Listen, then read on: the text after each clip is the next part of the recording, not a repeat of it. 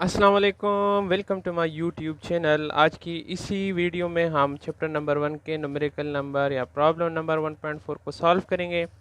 इसमें कहते हैं कि क्रॉस प्रोडक्ट को यूज़ करें और यूनिट वेक्टर को फाइंड आउट करें कंपोनेंट्स में, यानी एक्स वाई जी कंपोनेंट्स में जो परपेंडिकुलर है।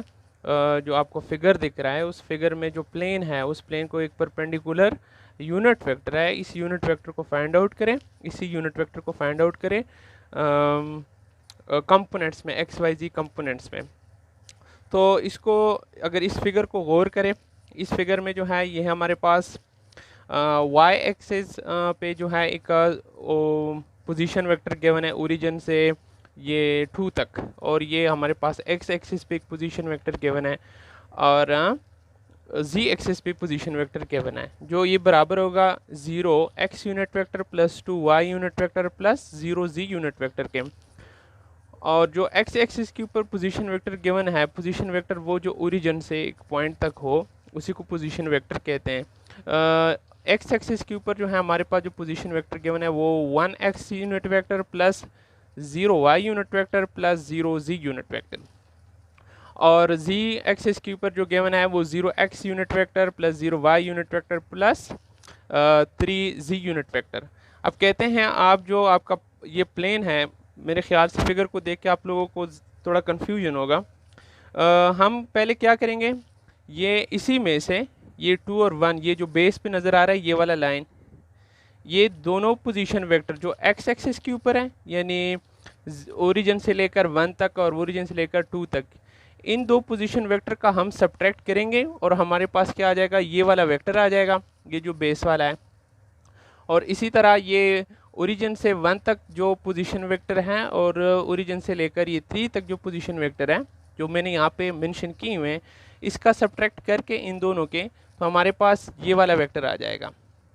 और इसी तरह हमारे पास ये दो वेक्टर्स आ जाएंगे, इस एक को हम ए कह लेंगे, एक को बी कह लेंगे, और फिर इन दोनों का क्रॉस प्रोडक्ट करके हमारे पास ये एरिया आ जाएगा।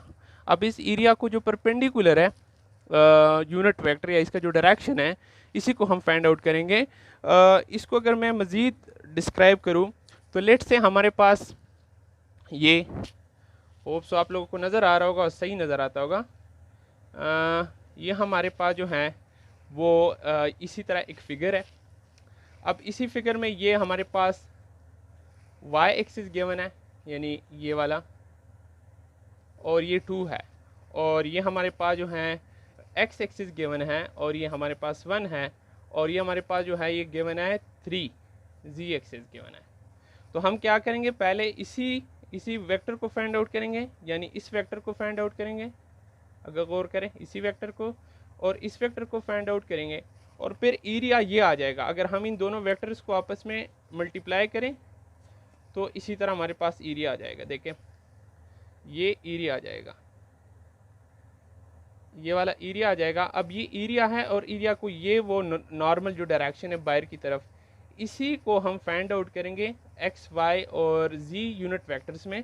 देखो, अगर मैं इसी वेक्टर को, ये ए वेक्टर बन जाएगा, ये 1 से लेकर ये 2 तक, ये वेक्टर हम फाइंड आउट करेंगे।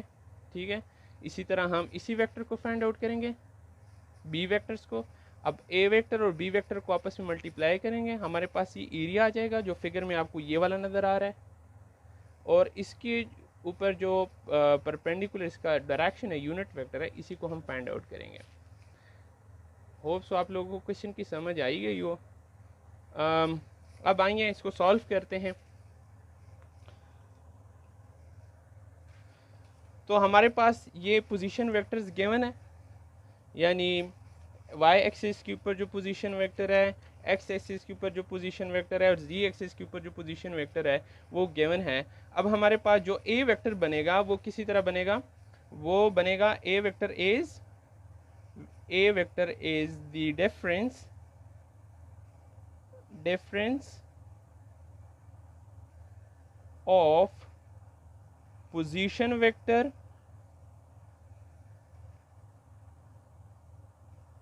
position vectors of end point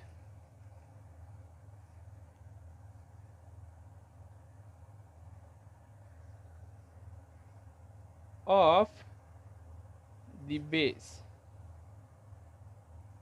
ये बेस के ऊपर जो है ना, जो एंड पॉइंट्स है, इन दोनों एंड पॉइंट्स के हम क्या करेंगे, ये देखो हमारे पास एक ये है वाई एक्सिस के ऊपर, ये ओरिजिन से लेकर वाई एक्सिस के ऊपर हमारे पास एक पोजीशन वेक्टर ये बनता है और एक पोजीशन वेक्टर ये बनता है।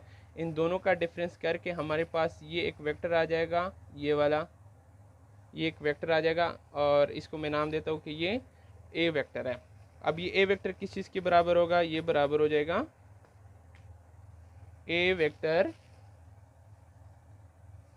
इज इक्वल टू, देखो एंड पॉइंट्स हैं हमारे पास, एक एंड पॉइंट हमारे पास ये वाला है, ये वाई एक्सिस के ऊपर, और एक ये वाला है, इसकी पोजीशन वेक्टर में लिख लूँगा 0x unit vector plus 2y unit vector plus 0z unit vector minus 1x unit vector plus 0y unit vector plus 0z unit vector.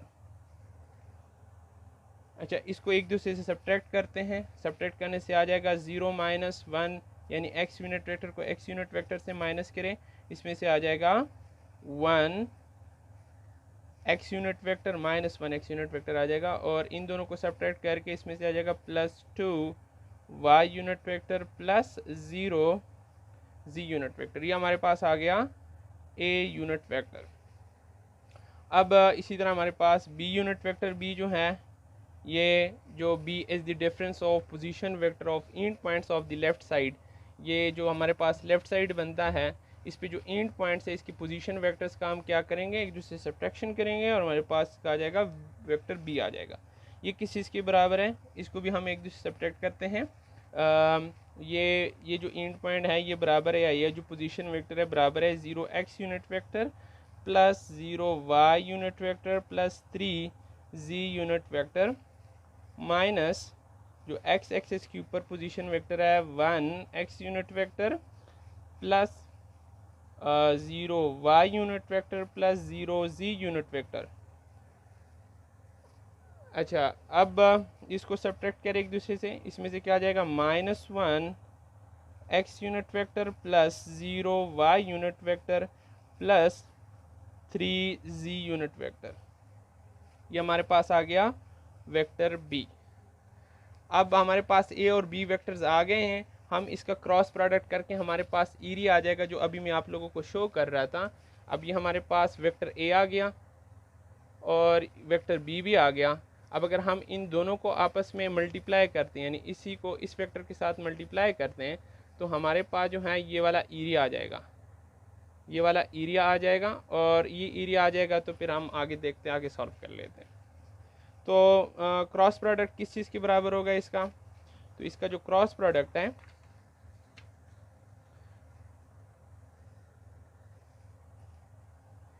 a cross b, the cross product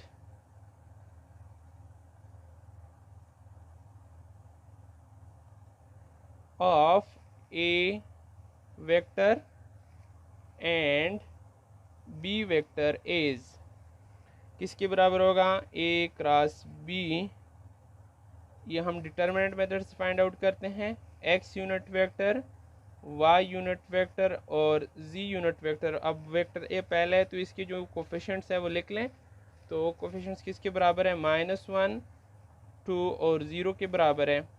और इसी तरह जो है vector b के जो है, अब coefficients लिख लें, -1, 0 और 3।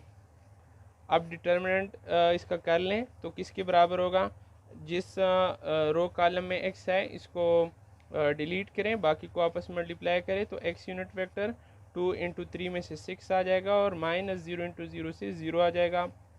फिर -y यूनिट वेक्टर, अब जिसमें y है इसको डिलीट करें, अब -1 इंटू 3 इसमें से -3 और -1 इंटू 0 से 0 आ जाएगा, प्लस 0 आ जाएगा।